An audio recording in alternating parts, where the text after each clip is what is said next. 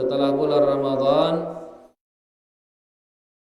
Di bulan Ramadan kita fokus beribadah, mulai dari berpuasa, kemudian salat tarawih, membaca Al-Quran, bersedekah, dan lain sebagainya.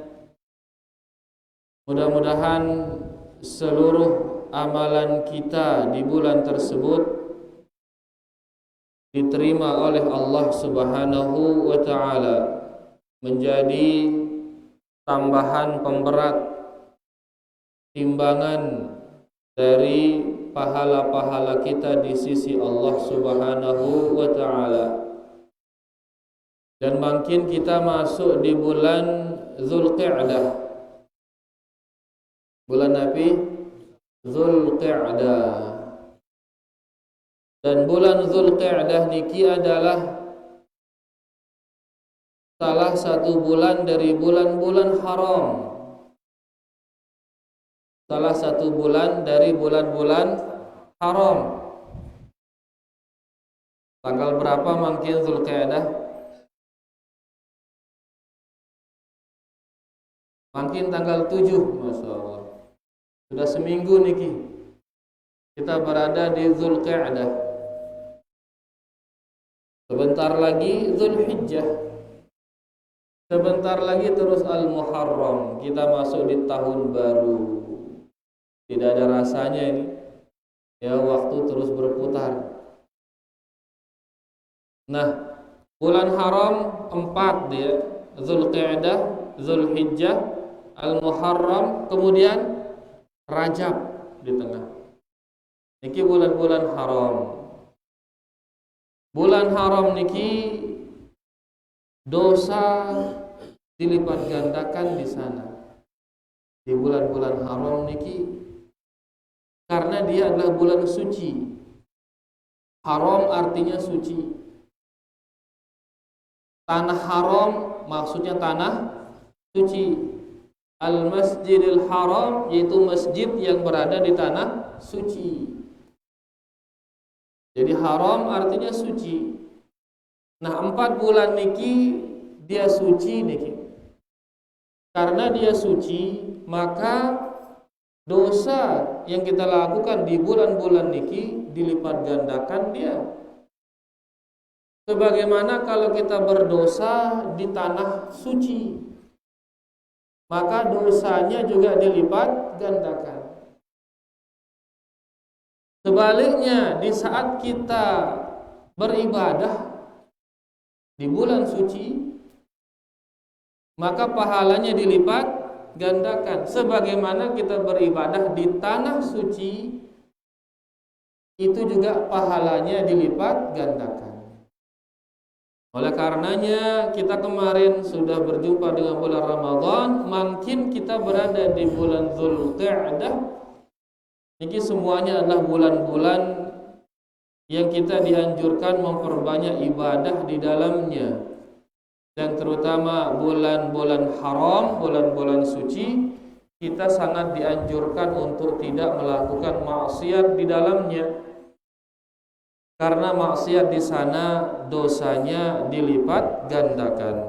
Mudah-mudahan kita mendapatkan taufik dan hidayah dari Allah, sehingga kita bisa memperbanyak ibadah di bulan suci niki, dan mudah-mudahan kita bisa menjauhkan maksiat-maksiat di bulan suci niki.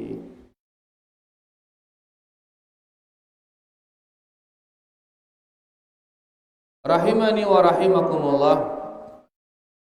Makin kita lanjut membaca kitab Riyadhus Shalihin. Kitab niki disusunkan kita oleh Al-Imam An-Nawawi Asy-Syafi'i rahimahullah ta'ala. Makin kita berada di bab yang beliau beri nama Babul Mubadarati ilal Khairat. Bab bersegera menuju kebaikan. Bab bersegera menuju kebaikan. Nabi nama bersegera becat-becat, ya, agar segera menuju kebaikan. Kemudian hadis pertama dalam bab niki, fal awwalu, beliau mengatakan an Abi Hurairah radhiyallahu anhu, dari sahabat Abu Hurairah, semoga Allah meridainya, anna Rasulullah sallallahu alaihi wasallam qala, bahwasanya Rasulullah sallallahu alaihi wasallam bersabda, badiru bil a'mal, badiru bil a'mal, bersegeralah kalian beramal saleh, bersegeralah kalian beramal saleh, fitanan ka qita'il lailil mudlim, sebelum datangnya fitnah-fitnah seperti potongan-potongan malam, sebelum datangnya ujian-ujian. Fitnah artinya ujian. Fitnah-fitnah atau ujian-ujian seperti potongan-potongan malam. Al-mudlim, potongan malam yang gelap. Yusbihur rajulu mu'minan wa yumsi kafira. Saking gelapnya kondisi itu, di pagi hari seseorang masih dia beriman, wa yumsi kafira, dan di sore hari dia sudah kafir. Subhanallah. Di pagi hari masih dia beriman, tapi begitu sore, begitu maghrib, sudah kafir dia, murtad dia. Wa yumsi mu'minan wa yusbihu kafira. Ada sebagian lagi di malam hari beriman dia, masih dia beriman di malam hari. Wa yusbihu kafira, di pagi hari dia sudah kafir. Saking kerasnya ujian di hari tersebut, ujian terhadap agama seseorang, sehingga cepat sekali dia murtad, keluar dari Islam. Kenapa dengan fitnah tersebut? Kenapa mereka cepat keluar dari Islam? Yabi'u dinahu bi'aradim minad dunya. Mereka menjual agama mereka dengan sedikit kenikmatan dunia. Dijual agamanya untuk mendapatkan sedikit dari kenikmatan dunia. Tapi nama menjual, menukar, ditukar agamanya. Rela dia kehilangan agamanya, yang penting dia mendapatkan sedikit dunia. Bukan seluruh dunia, sedikit dia dapat dari dunia. Hadits ini sahih, diriwayatkan oleh Imam Muslim. Nah, niki dia hadis yang dituliskan kita oleh Al-Imam An-Nawawi di dalam kitab beliau Riyadhus Shalihin, bab bersegera menuju kebaikan. Berarti ini dianjurkan kita untuk bersegera menuju kebaikan. Dalil wajibnya kita bersegera menuju kebaikan adalah diantaranya hadis niki. Ya, Nabi bersabda, badiru bil a'mal, bersegeralah kalian beramal saleh sebelum datangnya fitnah-fitnah dan seterusnya. Mungkin kita akan ambil beberapa poin dari hadis niki. Mudah-mudahan niki bisa menjadikan kita lebih memahami isi daripada hadis niki.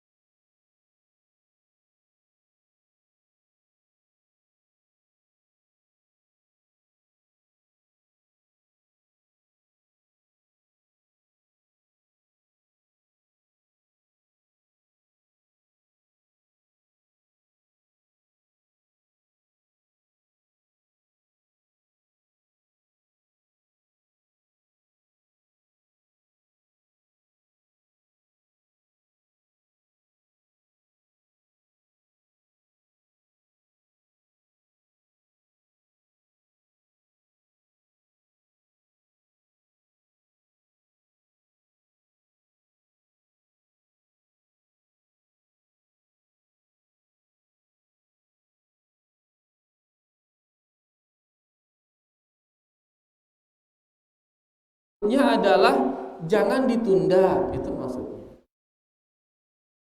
Maksudnya bersegera di sini yaitu jangan malas.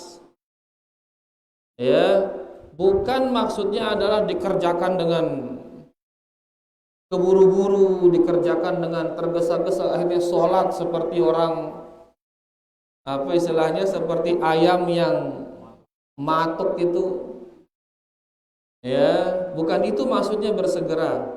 Tapi maksudnya bersegera di sini adalah jangan ditunda kebaikan itu. Ya, jangan bermalas-malasan di dalam melakukan kebaikan. Seluruh kebaikan, seluruhnya, bukan hanya sholat, seluruh kebaikan. Begitu ada kesempatan, segera lakukan dia.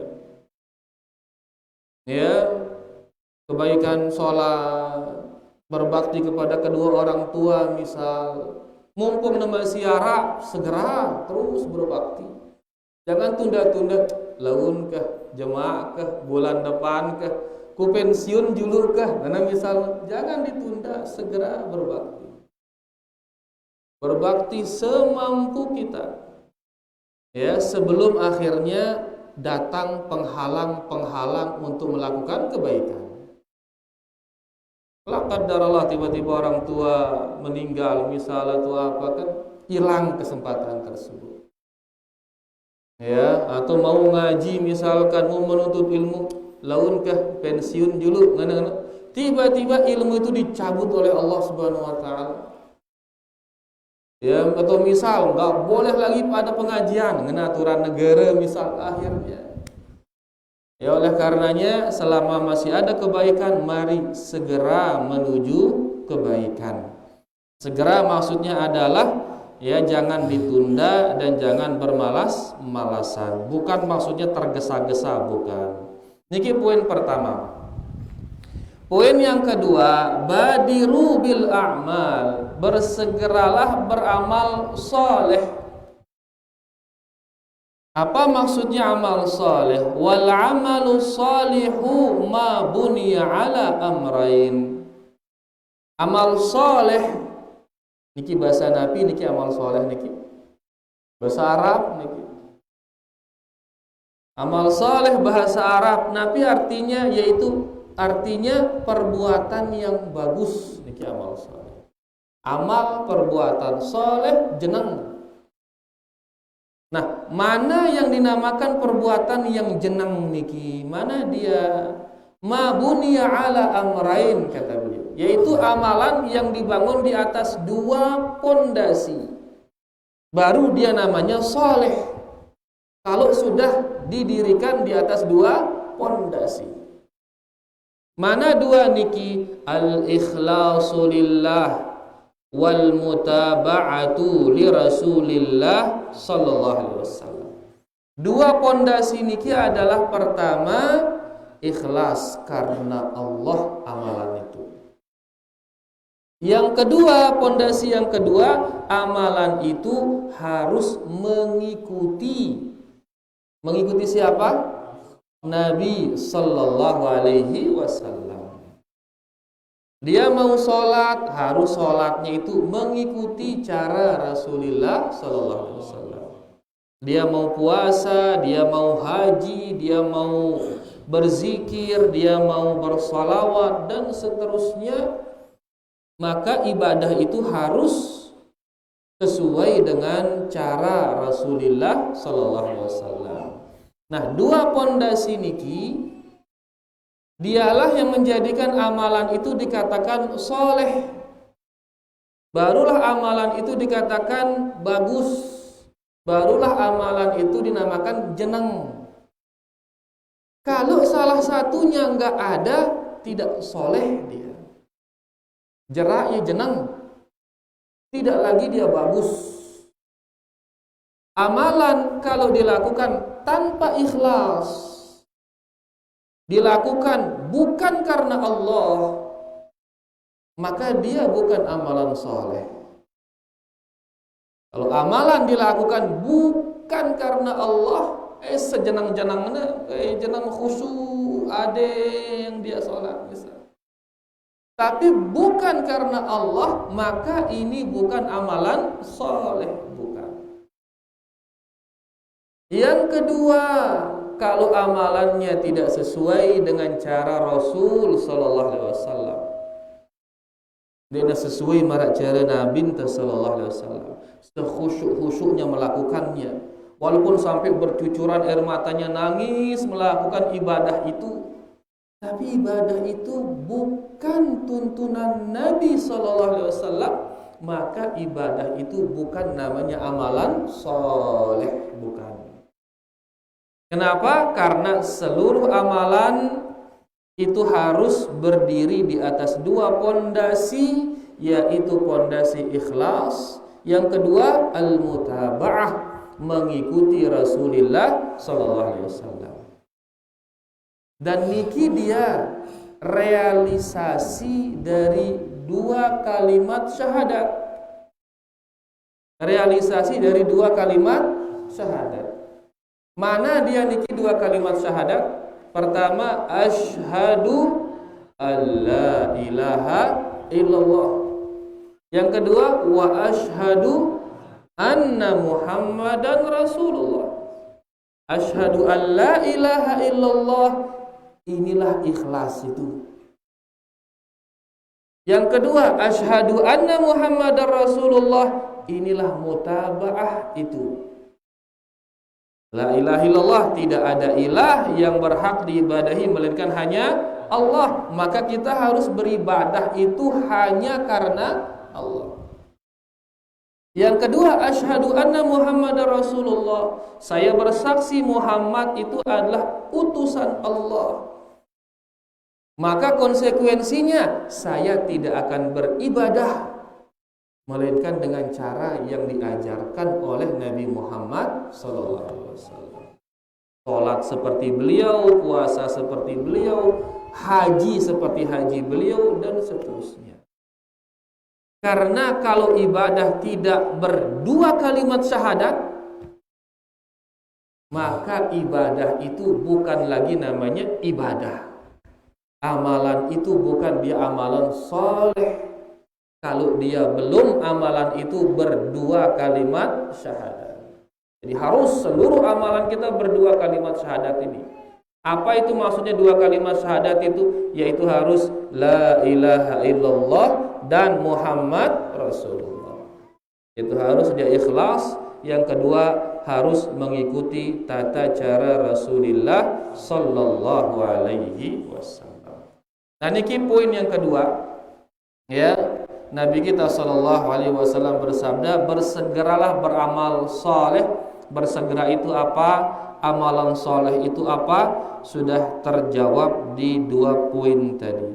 Makin poin ketiga dikatakan di sini, wujubut tamassuki biddin, wajibnya kita berpegang dengan agama. Wajibnya kita berpegang dengan agama. Wal mubadarati ilal amalis salih, dan wajibnya kita segera beramal saleh, jangan ditunda-tunda. Qabla an tahulal mawani'u, sebelum datangnya penghalang-penghalang yang menghalangi kita melakukan amalan saleh. Jadi poin yang ketiga, wajibnya kita memegang agama. Kenapa kita pegang agama ini?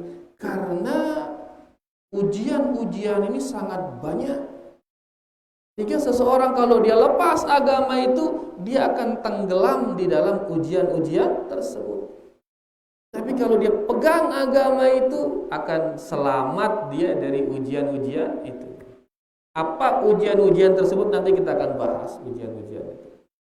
Jadi di sini wajib berpegang dengan agama ini agar selamat dari ujian-ujian ini. Kalau tidak dipegang agama ini, akan hanyut kita di dalam ujian. Ya, mbiluian mungkin yang lulus dalam ujian ini, ataukah yang tidak lulus yang banyakan ini? Yang enggak lulus banyakan. Ya, makanya kelas dunia ini berarti enggak lulus sensor di dinas berarti ini. Kebanyakan nggak lulus soalnya kan. Makin kan harus semua lulus, makin dinas aja. Tapi ini dinas dunia ini ternyata kebanyakan tidak lulus kita ini, waliyadzubillah. Nah, agar kita selamat, apalagi manusia kebanyakan tidak lulus, maka wajib berpegang dengan agama dan wajib bersegera beramal soleh sebelum datang penghalang-penghalangnya. Karena penghalang ini banyak sekali. Ya, luwih ganti penghalang-penghalang yang menghalangi kita dari amalan-amalan soleh. Kemudian poin yang keempat,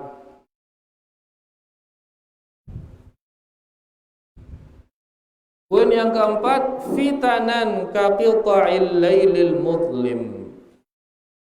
Sabda beliau sallallahu alaihi wasallam, fitnah-fitnah seperti potongan-potongan malam. Syekh Al-Utsaimin di sini beliau mengatakan la yura fiha an-nur. Saking gelapnya sehingga tidak ada lagi cahaya. Itu kondisinya nanti. Di akhir zaman gelap dunia itu. Enggak ada cahaya. Gelap nabi maksudnya niki. Ya, gelap yang maknawi, gelap yang apa maknawi bahasa kita? Yang abstrak gitu ya. Kan ada hal yang abstrak, ada yang konkret. Gelap maksudnya di sini tuh gelap yang maknawi, yang abstrak. Yang tidak tampak ya. Bukan kayak gelap dalam arti enggak ada lampu, enggak, justru banyak lampu di akhir zaman aja. Luwe dile di akhir zaman. Tapi dile yang dimaksud di sini yaitu dile agama niki. Di akhir zaman gelap. Ya, banyak orang yang tidak mau memaukan agama ini. Nah, beliau mengatakan la yura fiha an-nur, tidak ada lagi cahaya di zaman itu. Nah, segeralah beramal soleh sebelum hilangnya cahaya-cahaya itu. Segeralah beramal soleh sebelum hilangnya cahaya-cahaya tersebut. Marangonek misal ilmu sedang menyebar, ayo kita ngaji. Nanti dulu kah, nanti sudah setelah saya pensiun baru saya fokus ngaji. Begitu dia pensiun sudah hilang ilmu itu. Entah dengan ustadznya pindah entah kemana, atau ustadznya meninggal, atau justru nggak boleh ada kajian lagi, atau apalah gitu, sehingga hilang ilmu itu. Sudah hilang di sana, dia mau ngaji, telat atau tidak? Telat sekali. Kenapa dia telat? Karena menunda-nunda. Jangan menunda-nunda. Nabi SAW mengatakan di sini, segeralah beramal soleh sebelum datangnya fitnah-fitnah. Fitnah-fitnah tersebut, kata Syekh, tidak ada lagi cahaya saking gelapnya dunia di zaman tersebut. Wala yadril insanu aina yadhhab. Saking gelapnya akhirnya manusia nggak tahu mau kemana. Karena memang ilmu niki cahaya para jemaah. Ilmu niki senter. Kejahilan niki adalah kegelapan.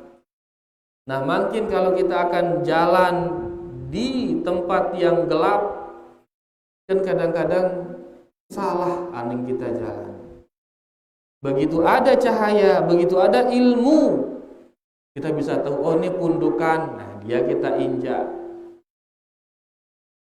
Ya, nah di sini Nabi SAW mengumpamakan kejahilan itu seperti kegelapan. Tidak ada cahaya di dalamnya. Karena tidak ada cahaya, akhirnya orang nggak tahu mau kemana. Makin seandainya kata ilmu niki dicabut, nggak ada orang yang menuntut ilmu, nggak ada orang yang ngaji. Akhirnya ingin dia sholat, tapi dia nggak tahu bagaimana caranya sholat. Kenapa nggak ada ilmu sholat? Ingin dia baca Quran, nggak tahu bagaimana cara dia baca Quran. Kenapa? Karena nggak ada ilmu. Ingin dia apa saja, dia nggak tahu bagaimana caranya. Di sebuah tempat mungkin sudah nggak tahu caranya bagaimana mengurusi jenazah, nggak tahu gimana caranya. Kenapa demikian? Karena ilmu sudah diangkat dari sana. Dan banyak lagi hal-hal lain.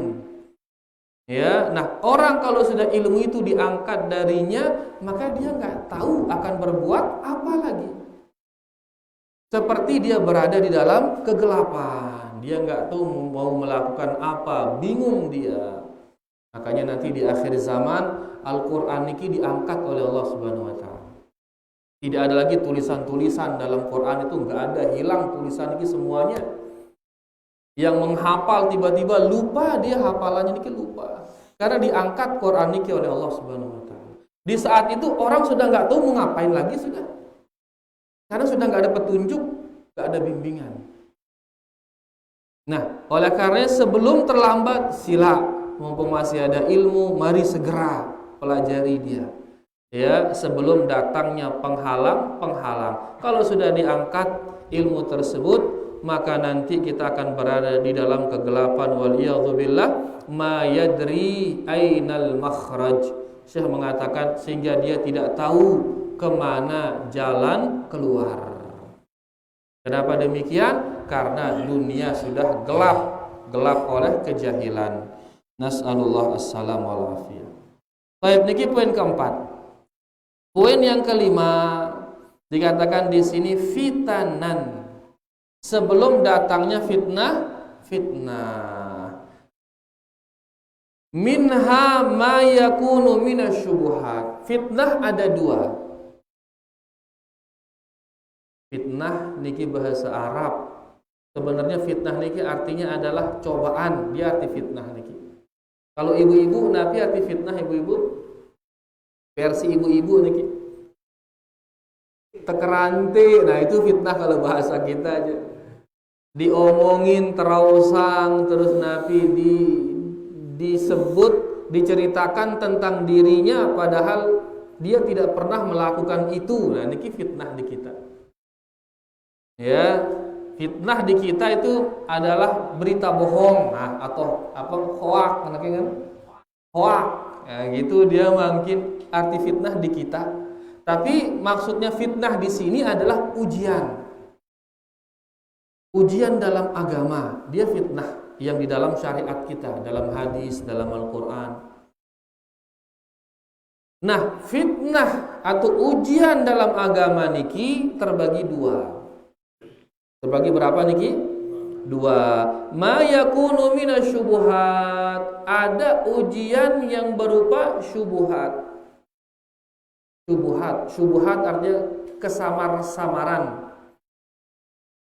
Wa minha ma yakunu minasyahawat. Yang kedua, ada ujian itu berupa hawa nafsu, berupa syahwat.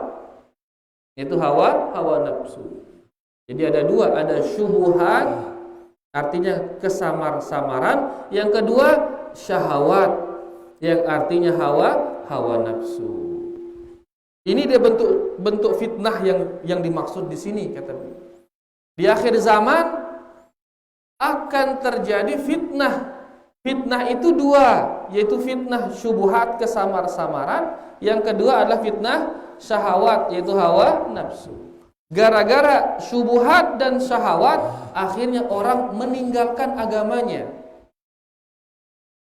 Gara-gara fitnah syubhat dan fitnah syahwat, akhirnya orang meninggalkan agamanya. Akhirnya orang keluar dari Islam, subhanallah. Nah, apa maksudnya fitnah syubhat atau fitnah kesamar-samaran atau ujian agama dalam bentuk kesamar-samaran? Maksudnya kata beliau di sini, kullu fitnatin mabniyatin 'alal jahli. Syubhat maksudnya adalah segala ujian yang dia lahir lantaran ketidaktahuan. Seluruh ujian yang dia lahir lantaran ketidaktahuan. Akhirnya muncul bid'ah, akhirnya muncul pemikiran-pemikiran baru. Lantaran apa? Lantaran dia nggak tahu bagaimana cara sholat, akhirnya muncul cara-cara sholat baru. nggak tahu dia caranya berzikir, akhirnya muncul cara-cara zikir baru. Nah, intinya bahwasanya syubhat adalah kesamar-samaran. Nabi menyebabkan orang samar dalam agama karena kejahilan, karena ketidaktahuan. Ya, akhirnya samar agama ini. Karena agama ini samar, ditinggalin akhirnya sama dia. Urungnya beragama Islam. Dikatakan apa itu Islam? Apa nih? Apa itu Hindu? Bedana doang sebenarnya, kata dia terus. Akhirnya disamakan Islam dengan agama-agama lain. Kenapa disamakan? Karena ketidaktahuannya tentang Islam. Akhirnya pede doang sebenarnya, kata dia. Karena dia bilang pede doang, akhirnya sudah ketuk-ketik agama apa yuk. Sekarang dia Islam, besok dia Hindu, besok dia Buddha, besok dia apa lagi misal. Apa sebabnya? Karena ketidaktahuan. Niki bentuk fitnah syubhat, ujian karena kesamar-samaran. Terjadi bid'ah lah, terjadi pemikiran-pemikiran baru tentang agama lah dan lain sebagainya. Akhirnya gara-gara itu samar di agama ini. Padahal Nabi kita telah mengatakan, saya tinggalkan kalian di atas jalan yang bayda, putih sekali, katanya. Terang benderang, lailuha kanahariha, malamnya itu seperti siang, saking terangnya agama Rasul ini sallallahu alaihi wasallam. Saking jelasnya agama niki, beliau mengatakan malamnya seperti siangnya. Kenapa beliau mengatakan demikian? Karena di zaman itu semua berilmu orang-orang itu. Para sahabat semuanya berilmu. Nah di akhir zaman gelap lagi dia. Kenapa gelap? Karena banyak yang tidak berilmu. Akhirnya karena gelap, orang gak bisa membedakan mana Islam, mana yang Kristen, mana yang Yahudi, mana Hindu, Buddha. Gak bisa dibedain. Akhirnya semua agama sama. Kenapa demikian? Karena ketidaktahuan. Nah, ini bentuk fitnah yang pertama yang terjadi di akhir zaman. Fitnah karena kesamar-samaran. Yang kedua adalah fitnah syahwat, fitnah hawa nafsu. Fitnah hawa nafsu ini dia sudah tahu ini haram. Tapi karena hawa nafsunya dilanggar keharaman itu. Dia tahu keluar dari Islam ini nggak boleh, ini kemurtadan. Tapi karena hawa nafsunya dia berani melakukannya. Dia tahu khamar ini haram, tapi karena hawa nafsunya dia lakukan, dia minum khamar itu. Dia tahu judi itu haram, tapi karena hawa nafsunya dia berani bermain judi. Dia tahu zina itu haram, tapi karena hawa nafsunya akhirnya dia berzina dan seterusnya. Ya, nah, yang kedua ini fitnah syahwat, ini adalah dia meninggalkan agama gara-gara hawa nafsu. Kalau yang kedua ini dia tahu keburukan yang dia lakukan. Kalau yang pertama tadi dia nggak tahu, samar-samar. Ya, nah ini dua fitnah yang akan terjadi di akhir zaman. Ya, orang meninggalkan agama karena agama ini samar bagi dia, akhirnya dia tinggalkan. Atau orang yang kedua, jelas agama itu bagi dia, tapi karena hawa nafsu akhirnya dia tinggalkan agama. Nah, ini maksudnya segeralah beramal soleh sebelum datangnya fitnah. Jadi fitnah pertama adalah fitnah syubhat, kesamar-samaran. Fitnah kedua adalah fitnah hawa nafsu. Syubhat dia terjadi karena kejahilan. Dia nggak tahu tentang Islam yang sebenarnya, akhirnya samar dia lihat Islam itu. Karena samar Islam ini akhirnya semua agama sama. Atau yang kedua, dia tahu kebenaran Islam, tapi karena Islam nggak sesuai dengan hawa nafsunya, dia tinggalkan Islam. Dia tahu zina haram, tapi karena hawa nafsunya dia berani melakukannya. Ya. Niki poin yang keberapa tadi? Oh, khilaf ulama ini. Baik, poin yang kelima. Poin yang keenam, Masya Allah, cepat sekali waktu ini. 35 menit ya. Oke.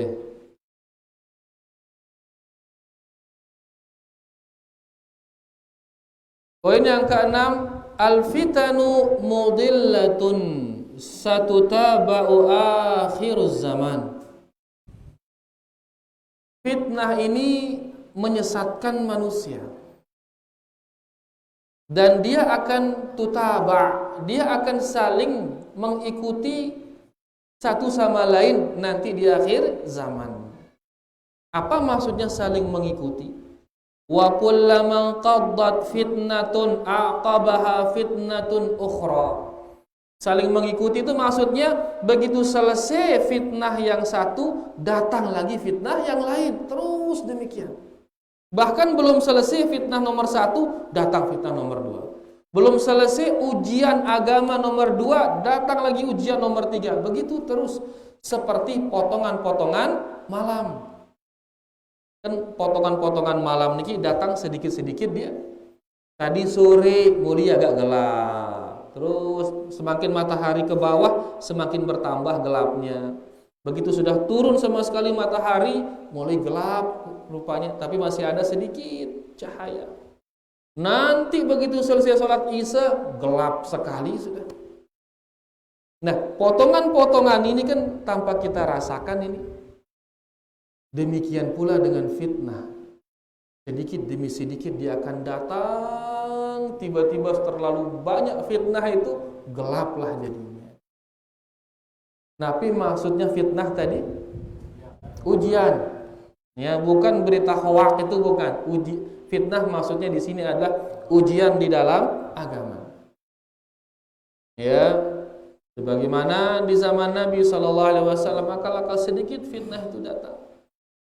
Ya, mulai dari fitnah qadariyah, misal mereka meyakini tidak ada takdir.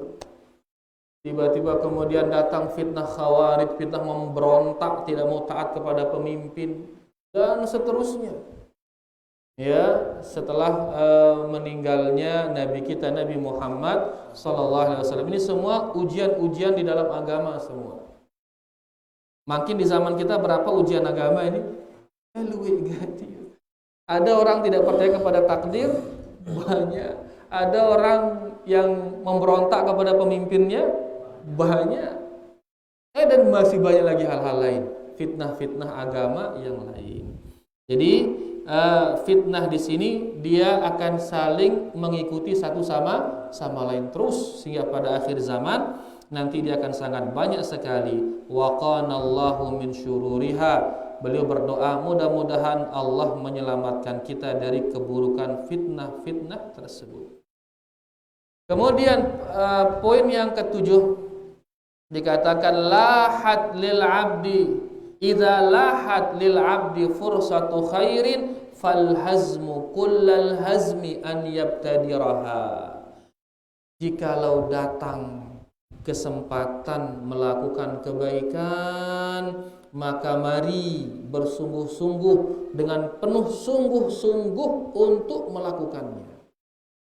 Kesempatan apa saja sudah ibu-ibu, apapun kesempatan. Kesempatan belajar baca Quran, mari sungguh-sungguh.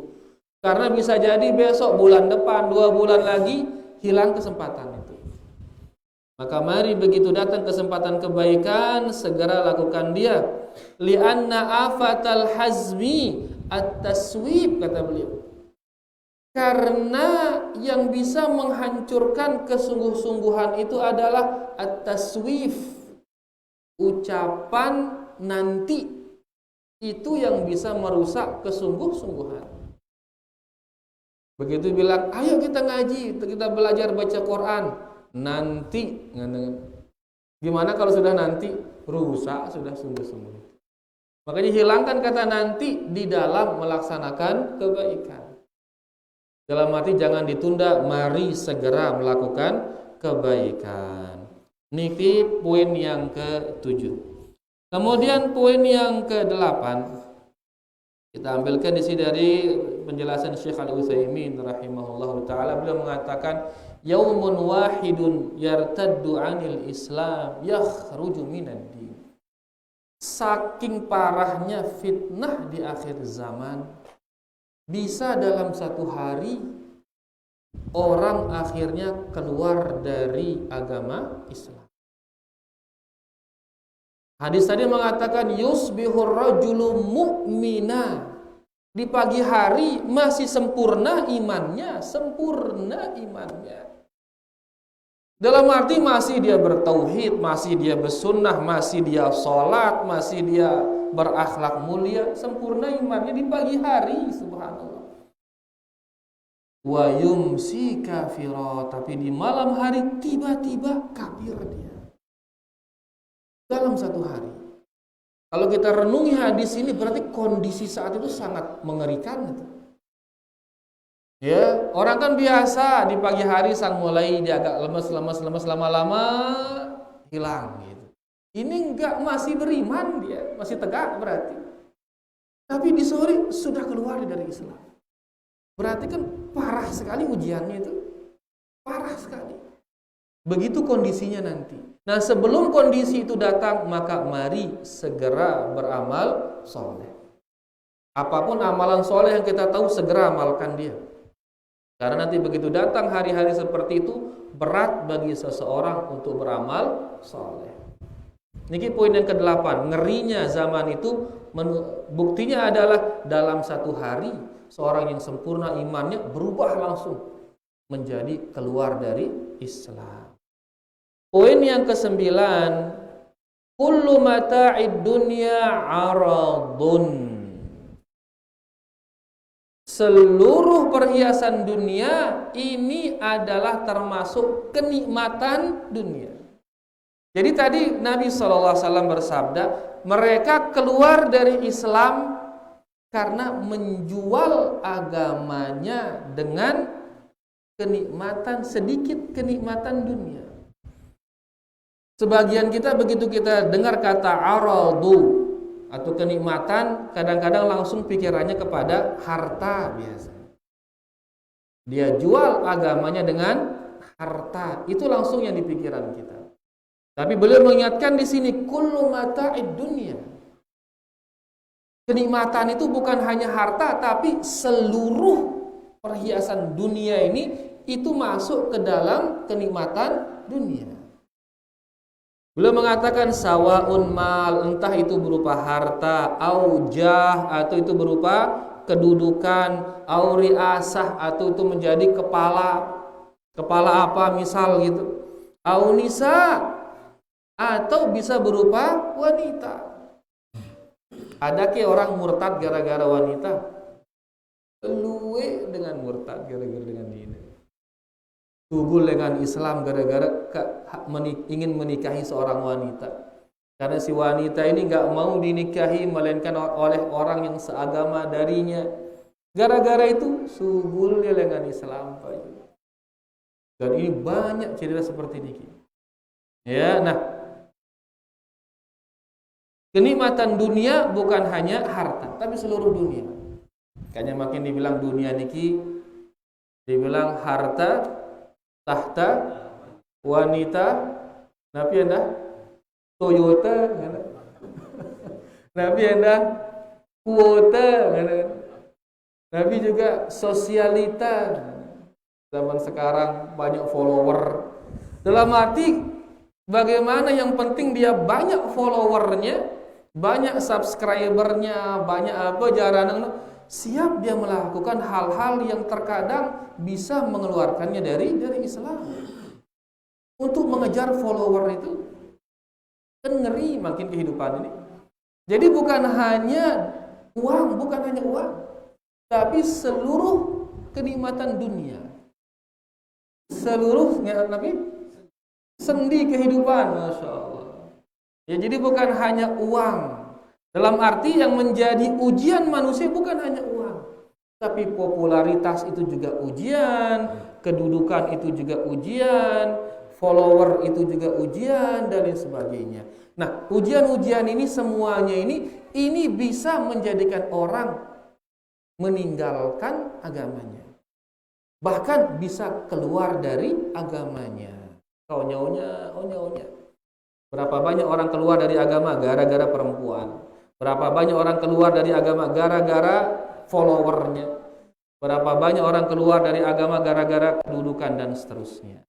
Niki poin yang ke-10, poin yang ke-9 bahwasanya perhiasan dunia maksudnya di sini kenikmatan dunia maksudnya adalah seluruh perhiasan dunia, bukan hanya harta. Yang ke-10, poin yang ke-10 terakhir, idza bataghal 'abdu bi ayatillahi thamanan qalila. Jikalau seorang hamba sudah menukar ayat-ayat Allah dengan sesuatu yang sedikit. Kalau dia sudah berani menukar ayat-ayat Allah dengan sesuatu yang sedikit. Nabi sesuatu yang sedikit? Dunia ini sesuatu yang sedikit. Kenapa dia sedikit? Karena ada zamannya dunia. Kalau akhirat, dia selama-lamanya. Nah, barang siapa yang menukar ayat-ayat Allah dengan sesuatu yang sedikit, raqqadinuhu, maka agamanya akan menipis. Agamanya akan menipis. Wa dha'ufa yaqinuhu, maka rasa yakinnya kepada Allah akan lemah.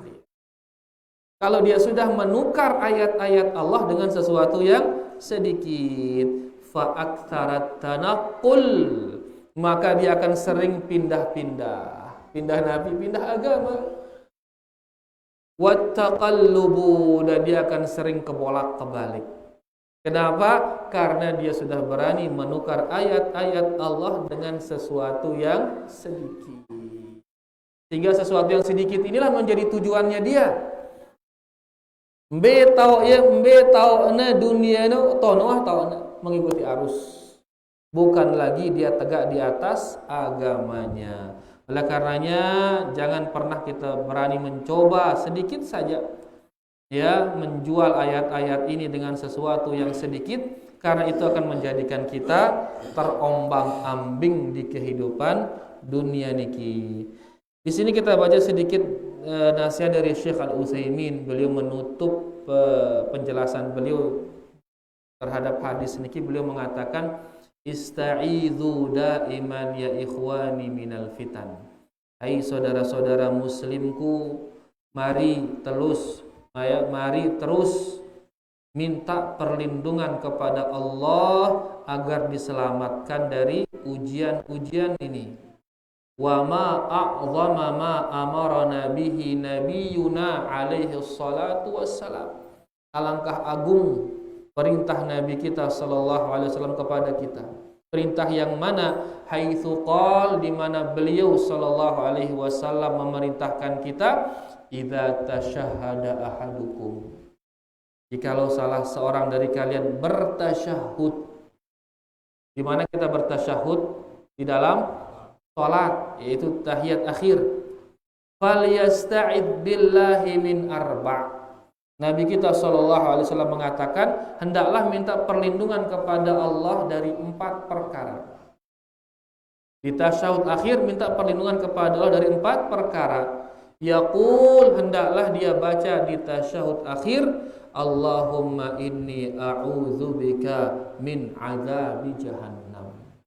Ya Allah, aku minta perlindungan kepadamu dari azab jahannam.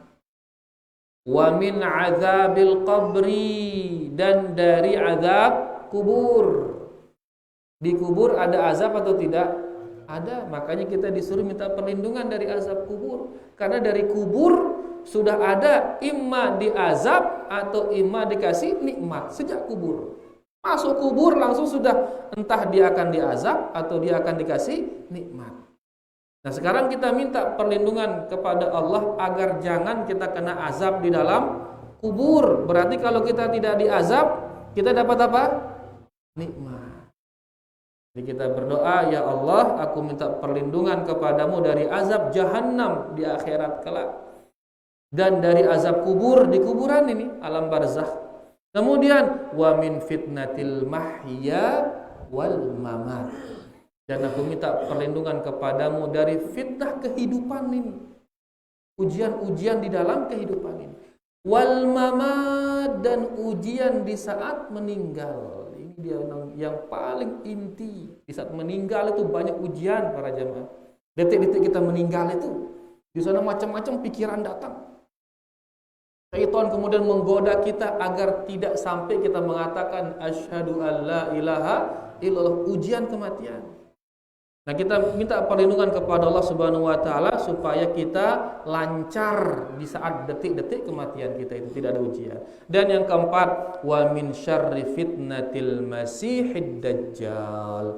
Dan aku minta perlindungan kepada Allah dari buruknya ujian al-masih ad-dajjal. Nas'alullah an yutsabbitana wa iyyakum. Beliau kemudian mengatakan kita berdoa kepada Allah, mudah-mudahan Allah Subhanahu wa taala memberi kita ketetapan, demikian pula dengan antum diberi ketetapan bil qauli tsabit, dengan ucapan yang tetap, yaitu ucapan la ilaha illallah fil hayatid dunya wa fil akhirah, di kehidupan dunia dan kehidupan akhirat.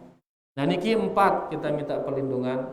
Insyaallah sampun hafal nggih doa yang kita baca di detik-detik salam, tasyahud akhir sebelum salam. Kita mengatakan Allahumma inni a'udzubika min azabi jahannam wa min azabil qabri wa min fitnatil mahya wal mamat wa min syarri fitnatil masihi ad-dajjal. Niki kita baca ya di detik-detik kita salam. Niki dia 10 poin yang bisa kita ambil dari hadis yang kita baca tadi. Mudah-mudahan bisa dipahami. Kalau ada yang belum dipahami mungkin nanti bisa ditanyakan setelah azan insyaallah.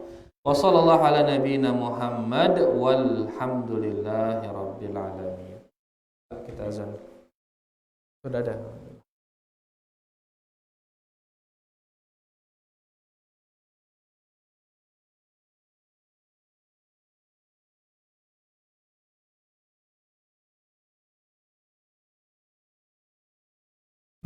Allahu Akbar, Allahu Akbar, Allahu Akbar, Allahu Akbar. Asyhadu an la ilaha illallah.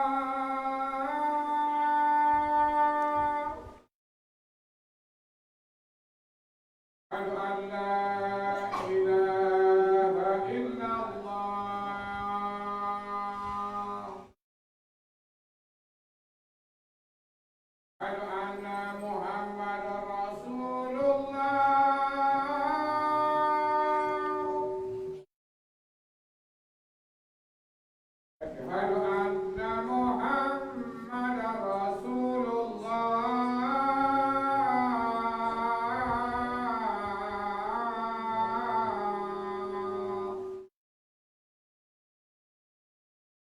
hayya 'alas shalah,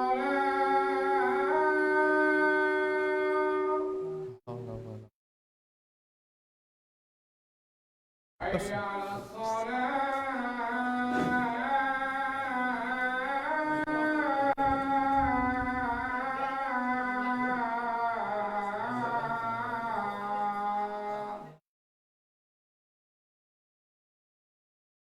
Hayya 'alal falah,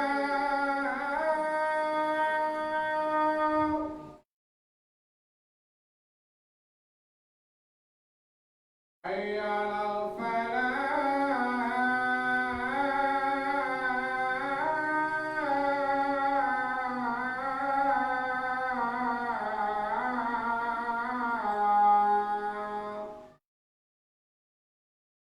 Allahu Akbar, Allahu Akbar.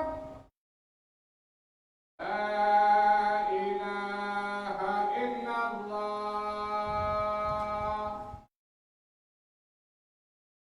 Allahumma shalli.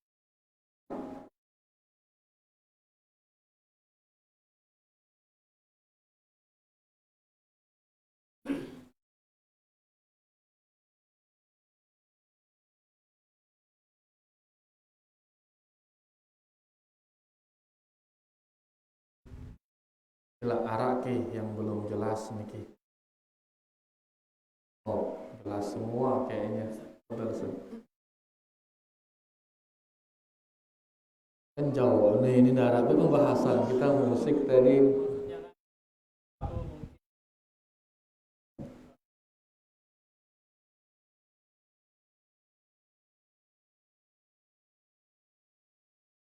Nggih.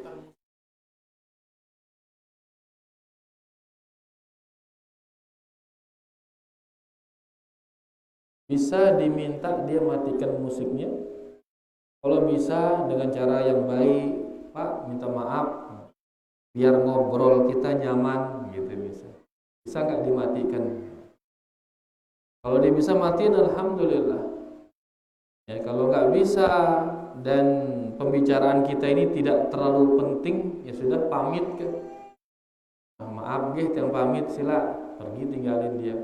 Tapi kalau pembicaraan kita ini penting, ya, dan dia bersikeras tetap menyalakan musik itu. Cuman ada hal lebih penting yang harus kita sampaikan ke dia, maka silakan disampaikan walaupun terdengar suara musik itu. Apalagi kita sekarang di zaman yang hampir semua lini itu ada musik ini. Naik kita bis musik di sana, masuk kita ke pasar musik kita dengar, masuk sana musik aja. Hampir nggak bisa menghindar. Maka dalam kondisi seperti ini ya, walaupun dia terdengar, tapi jangan disimak, Ya, kalau sudah seperti itu tidak mengapa dia terdengar, tapi jangan disimak. Ada nggak bedanya mendengar dengan menyimak? Ada, ya. Sekarang misalkan lagi main HP, lewat suara, terdengar nggak suara itu? Terdengar, tapi apakah kita simak suara itu? Enggak, karena fokusnya ke HP. Sehingga dia terdengar tapi tidak tersimak. Gitu. Ya, makanya kalau dalam Al-Quran Allah mengatakan, ya idza quri'al Quran fastami'u, kata Allah Subhanahu wa taala. Jikalau dibaca Al-Quran, fastami' dari kata istama'a, yang artinya benar-benar dengar dia, itu simak dia Quran itu, disimak. Ya, tidak dia mengatakan fasma'u, enggak mengatakan demikian, tapi fastami'u, itu ziyadatun fis sam'i, dia benar-benar mendengarnya Al-Quran.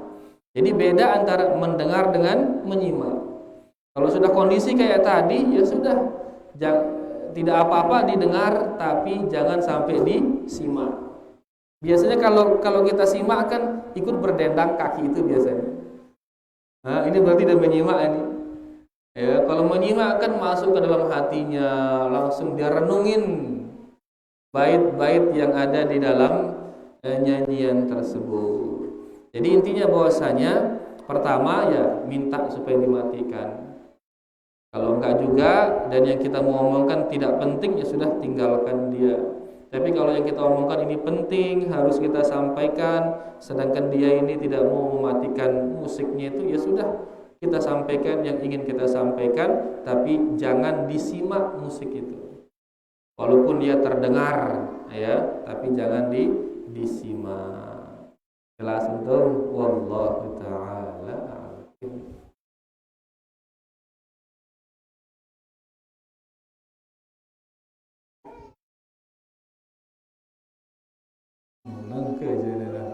Hilang pengajian musik garing berat. Nggih, seperti tadi, kalau undangannya wajib, kemudian kalau kita tinggalkan akan menimbulkan mudarat yang besar, ya, maka sudah sekedar hadir, setor muka, terus bekah bilin dia, karena dia sendiri yang menggugurkan kewajiban hadir kita itu. Dia sendiri yang menggugurkannya dengan adanya musik tadi. Nah, kalau kita bisa menyetop dia, bagus. Kalau bisa di stop. Kalau tidak bisa di stop, kita pergi. Tapi kalau pergi kita ini akan menimbulkan mudarat yang lebih besar, kayak yang tadi itu. Ya, sekedar hadir, store muka, kita sudah datang ini, jangan dipermasalahkan. Sebentar saya terus kemudian minta izin pamit. Jelas nggih? Alhamdulillah. Wallahu taala a'lam. Jangan nanti sudah datang sudah sedang begawinya orang. Kenapa dia sedang? Musik nih, ada sedang keren kok. Timbul mudarat yang lebih besar. Allah taala a'lam. Siapa tadi? Nggih, silakan.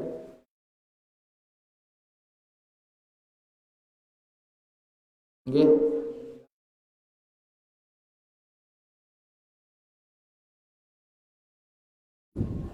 Masalah janji bisa ke menghilangkan agama seseorang. Janji yang bagaimana ini?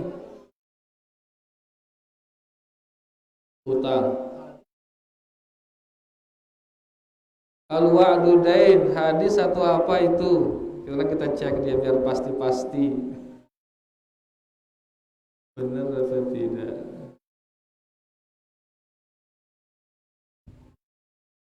Ini mana dia?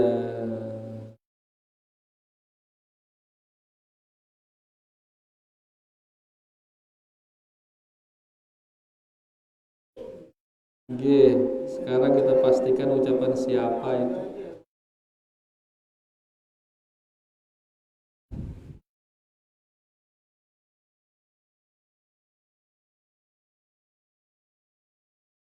Wallahu alam ya, ke siapa yang jelas setahu tiang dia bukan hadis, bukan pula di dalam Al-Qur'an ya, wallahu alam.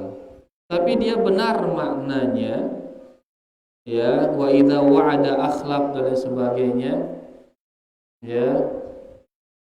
Kalau dia berjanji dia menyelisihi, maka dia termasuk orang munafik. Sehingga janji itu harus dipenuhi, seolah-olah dia menjadi hutang. Allah taala alam. Lagu nengke yang jadi masalah tiang, kenapa kok janji bisa mengeluarkan dari agama? Singgung beno kenandi ini. Angka terus tunaikan ya, wajib kita tunaikan.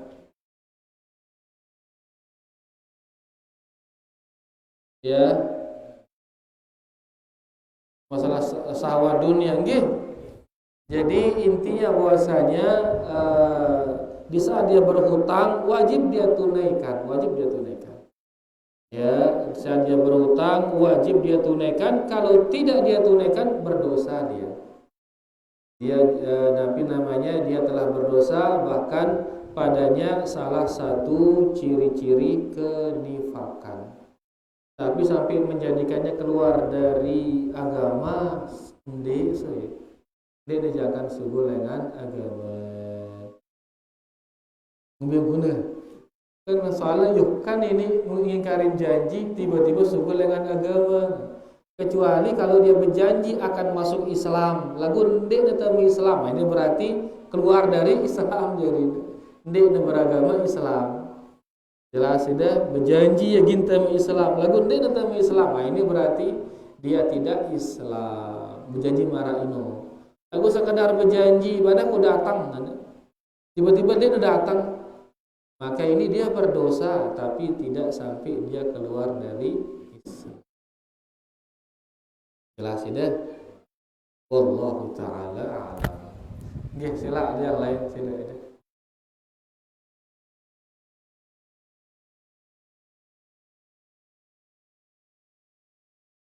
Nggih.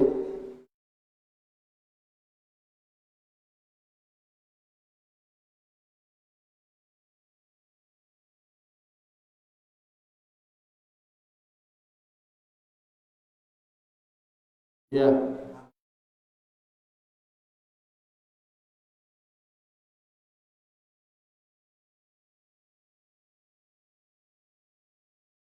Dikatakan bahwasanya fitnah umat itu ada di harta. Ya, betul. Ada di harta. Sehingga orang dulu miskin-miskin dia enggak juga deh miskin. Utsman bin Affan kaya luar biasa. Banyak harta, sampai sekarang masih hartanya Utsman bin Affan. Sampai sekarang sudah 1400-an tahun masih hartanya Utsman bin Affan. Kaya dia Utsman bin Affan. Abu Bakar juga termasuk orang kaya. Ya, Nabi kita SAW kadang-kadang kaya dia, kadang-kadang miskin dia. Ya, beliau pernah berkurban dengan 100 ekor onta. 100 ekor onta. Kurang lebih sama harganya dengan sapi onta itu. Kalau 100 ekor sapi, berapa harganya? 1,5 miliar itu berarti. 1,5 miliar. Pernah Nabi SAW berkurban dengan unta seharga 1,5 miliar. Kita nangkep piris dengan kurban 1,5 juta paling pilih bembe paling kurus gitu kan. Ya, nah maksud yang di sini Nabi SAW kadang-kadang kaya dia, kadang-kadang juga miskin sampai 2 bulan nggak nyala jangkihnya. Dalam arti tidak mengapa orang kaya, tidak mengapa. Yang menjadi masalah cara dia kaya itu bagaimana, itu masalah. Di sana tempat fitnahnya. Fitnahnya di sana. Ya, banyak orang yang ingin kaya akhirnya caranya tidak benar, caranya mencuri, merampok, korupsi, riba dan lain sebagainya. Caranya ini nih. Makanya fattaqud dunya, hati-hati di dunia ini. Bagaimana cara hati-hati? Tetap berjalan di atas rel itu. Termasuk fitnah, bahkan fitnah terbesar umat ini an-nisa, kata Nabi sallallahu alaihi wasallam. Wanita ini fitnah luar biasa. Ya, beliau mengatakan wanita itu fitnah, tapi beliau sendiri sallallahu alaihi wasallam berapa istrinya? Jiwa istrinya 9 istrinya. Ya, apa maksudnya hati-hati terhadap wanita? Itu jangan sampai engkau keluar dari rel untuk mendapatkan wanita. Entah dengan cara dia berzina misal waliyadzubillah dan lain sebagainya. Atau sebaliknya dia zalim kepada wanita, dia pukul karena wanita lemah semaunya kepada wanita. Ini juga termasuk ujian wanita, fitnah wanita. Jadi bukan memilikinya yang jadi masalah, tapi bagaimana cara dia memilikinya. Berjabatan juga, punya jabatan silahkan, tidak masalah. Cuman bagaimana cara dia mendapatkan jabatan itu yang perlu dilihat. Banyak orang gara-gara ingin mendapatkan jabatan, akhirnya dia jual agamanya. Banyak orang ingin mendapatkan harta, akhirnya dia jual agamanya. Banyak orang ingin mendapatkan wanita, akhirnya dia jual agamanya. Jadi caranya ini yang masalah. Ya, adapun dunianya boleh kita nikmatin. Sehingga ida mau milih sugi, boleh silahkan sugi. Tapi ingat caranya itu harus benar. Jelas? Gimana? Jelas ya? Alhamdulillah wallahu ta'ala a'lam. Waalaikumsalam. Nggih.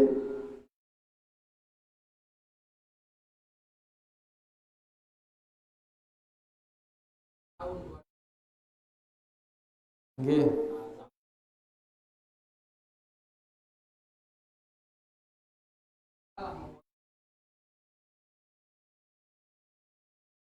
La ilaha illallah. Baru 2 tahun sudah pegang HP. Kenapa bisa demikian? Pernah yang lihat ceramah parenting ya tentang ilmu orang tua lah. Dia bilang kenapa kita kalah dari HP? Bapak-bapak ini kenapa dia kalah bapak-bapak itu oleh HP? Kenapa? Karena HP lebih responsif daripada bapak.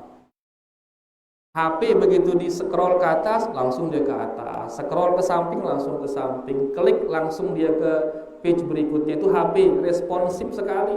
Kalau bapak, ama, ngene pantokna anaknya. Dia hama tersebut, dia memilih. Gitu. Ya, jadi anaknya ingin begini, bapaknya nggak mau. Akhirnya kalahlah peran bapak dibanding oleh HP. Anak lebih senang dengan HP akhirnya, gara-gara bapak. Nah, mari kalahkan HP ini dengan cara apa? Mari terus bersama si anak, bermain bersama dia, luangkan waktu. Bahkan dikatakan kalau sudah kumpul, sedih HP, duduk sama dia ngobrol terus, sehingga dia merasa direspon si anak ini. Kalau sudah begitu bersama bapaknya terus sedih. Dijerang HP itu, begitu dia lihat bapaknya, dia lepas HP, dikejar bapaknya. Karena senang dia sama bapaknya. Tapi kalau bapaknya justru ngelarang dia rapat-rapat ituan, ya dia akan mencari hal yang lain dan tidak ada yang lain melainkan HP. Ibu-ibu juga gitu, dia ngasih anak kumongka dulu nanti, akhirnya terbiasa kanak-kanak punya pujulu nanti jalan pintas. Nah kita yang ngasih dia, akhirnya ya sudah mereka main HP gitu. Ya, oleh karenanya bekah pinter-pinter. Karena anak niki ibu-ibu, bapak-bapak, anak niki kita anak ini investasi kita mereka ini. Ya dia bukan sekedar anak lagu, iya ini investasi terbesar kita. Ya, begitu nanti dia menjadi anak yang beribadah kepada Allah, anak yang bertauhid, anak yang bersunnah, anak yang sholat dan sebagainya, maka pahalanya dia otomatis di-copy paste kepada orang tuanya. Karena anak itu al-waladu min kasbi abih. Anak ini adalah hasil usaha dari orang tuanya. Jika kalau anak ini berbuat baik, otomatis si bapak ini mendapatkan kebaikan. Anak berbuat keburukankah, maka orang tua akan mempertanggungjawabkan keburukannya. Makanya persiapkan anak ini dari kecil, terus niatkan itu untuk mencetak dia sebagai anak soleh. Apalagi Nabi kita sallallahu alaihi wasallam bersabda bahwasanya seluruh anak Adam putus amalannya. Begitu dia mati, putus amalannya. Kecuali 3. Di antaranya siapa? Waladin solehin yad'u lahu. Anak soleh yang mendoakannya, ini yang enggak putus pahalanya. Dan di sana beliau mengatakan anak soleh. Ini sembarang anak. Harus soleh syaratnya. Bukan sembarang anak. Mana anak soleh itu? Anak soleh adalah anak yang istiqomah di atas tauhid dan di atas sunnah Rasulullah Sallallahu Alaihi Wasallam. Itu anak soleh, walaupun dia miskin, walaupun dia nggak punya kedudukan sama sekali, nggak punya jabatan, tapi dia istiqomah di atas tauhid, istiqomah di atas sunnah. Itulah anak soleh. Itu investasi kita itu. Dia kalau berdoa, doanya sampai kepada kita. Ya, oleh karenanya mari anak ini investasi besar kita. Rawat dia, jaga dia, pasang visi misi di anak itu. Jangan dikalahkan oleh HP. Ya, dan mereka kalau sudah pegang HP, bekah semua dia buka. Ya, semua dia buka. Bukan hanya masalah syahwat, tapi juga di sana ada syubhat. Berapa banyak orang akhirnya keluar dari Islam gara-gara HP. Ditinggalkan agama Islam gara-gara HP. Berapa banyak akhirnya orang melakukan kesyirikan, melakukan kebid'ahan, melakukan penyelewengan gara-gara apa yang dia lihat di HP. Karena sejak kecil sudah lihat yang enggak-enggak. Apalagi makin game, misal gamenya ngeri, dipotong kepala orang gamenya gitu. Pas potong kepala orang ketawa dia hahaha. Itu tertanam ke anak nanti itu. Ya, dia suka jagur orang, gamenya itu jagur orang, tertanam ke dia nanti. Akhirnya keluar, dia jagur temennya.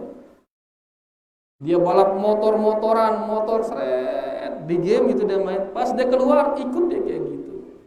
Dari mana dia dapat? Dari HP itu. Jadi bahaya sekali ini kalau tidak dikontrol. Tapi sebaliknya kalau bisa dikontrol, bagus dia. Ya, makanya intinya bapak ini, ya orang tua harus responsif kepada kondisi anaknya. Begitu dia diajak oleh anaknya atau sedang kumpul, mari fokus ya kepada waktu tersebut. Apa istilahnya waktunya itu? Apa istilahnya? Ada istilahnya. Apa ibu-ibu ingat tidak?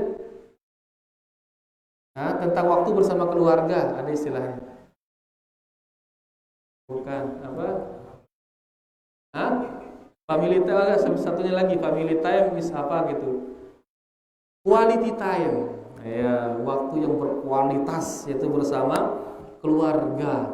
Ya, difokuskan begitu kita kumpul sama keluarga, fokus sudah di sana. Karena nanti manfaatnya luar biasa. Anak kalau sudah senang cinta sama bapaknya, sudah senang cinta aja kepada ibunya, mudah dia diatur. Ya, kalau sudah di rumah tangga itu penuh dengan cinta, maka mudah dia diatur. Tapi kalau saling satu sama lain saling membenci, sulit. Ya, sulit dia akan saling atur. Di antara sebabnya adalah HP ini. Maka sila difasilitasi di saat sudah waktunya anak bisa memegang HP. Wallahu ta'ala a'lam. Cukup sudah niki nggih. Ibu angkat tangan. Kalau sudah ibu darat tanah gitu. Nggih, terakhir silakan.